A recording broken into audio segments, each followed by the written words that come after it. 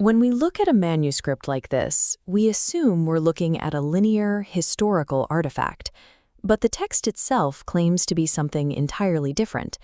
It functions as a memory tesseract, an active, four-dimensional operational field that is unfolding right now in the present. Without a structural anchor, the human system naturally degrades. Our default biological and spiritual state is a slow, steady devolution into baseline entropy.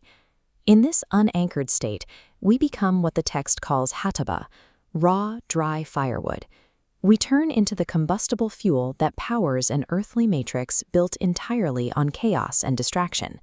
We burn down to keep the simulation running. We are trapped in a self-sustaining engine of decay, consistently mistaking the fuel of our own prison for free will. When an absolute pure signal breaches this environment, like Maryam bringing a fatherless child into the world, the matrix treats it as a critical system anomaly. The system's immediate response is narrative suppression. The public attempts to reclassify the divine word as a monstrous fabrication, a scandal meant to isolate the truth. Next comes brute force physical lockdown.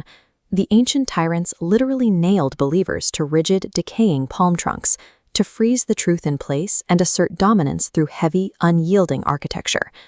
The final layer of defense is virtual deception. The system manufactures a loud, localized social consensus, flooding the environment with so much noise that the public becomes convinced the true signal is dead. Between the threat of physical violence and the comfort of the crowd, the earthly matrix forms a perfect closed loop, trapping the human mind in a controlled simulation. You cannot outrun a system that dictates the walls around you and the news you consume. The countermeasure is a specific structural command found in chapter 19, verse 12. Take the book with strength. This is an administrative override that forces your local reality to snap into a secure, organized framework. Engaging this command triggers a biological transformation.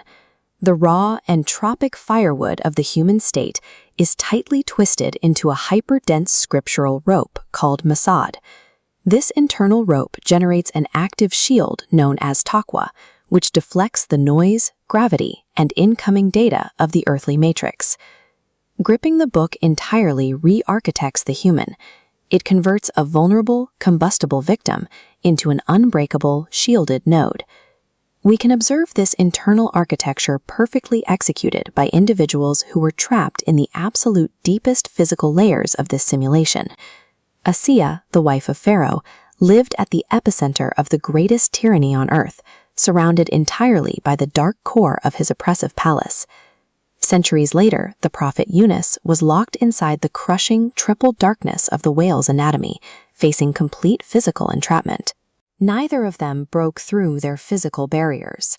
Instead, they utilized their internal scriptural rope to achieve complete geometric isolation. Their environment remained chaotic, but their internal coordinate locked onto the source. Liberation requires shifting your internal vector, not your physical location. That shift transforms the heaviest prisons into pristine launchpads for a cosmic call. Because the divine network operates flawlessly at every scale, the localized earthly deceptions eventually collapse against it. The complex systems of control evaporate. The grand architects of tyranny are left behind as nothing more than dead combustible fuel, mummified tokens of a failed plot. For the reader, syncing with this enduring architecture produces a distinct biological symptom. The book begins to act as a dynamic mirror to your own physiology. The initial encounter triggers a literal shiver in the skin, the shock of raw, chaotic human data suddenly recognizing an absolute, pure signal. That shock quickly resolves. The skin softens into perfect alignment as the internal rope uncoils and fully integrates with your biology. The system is waiting for your input.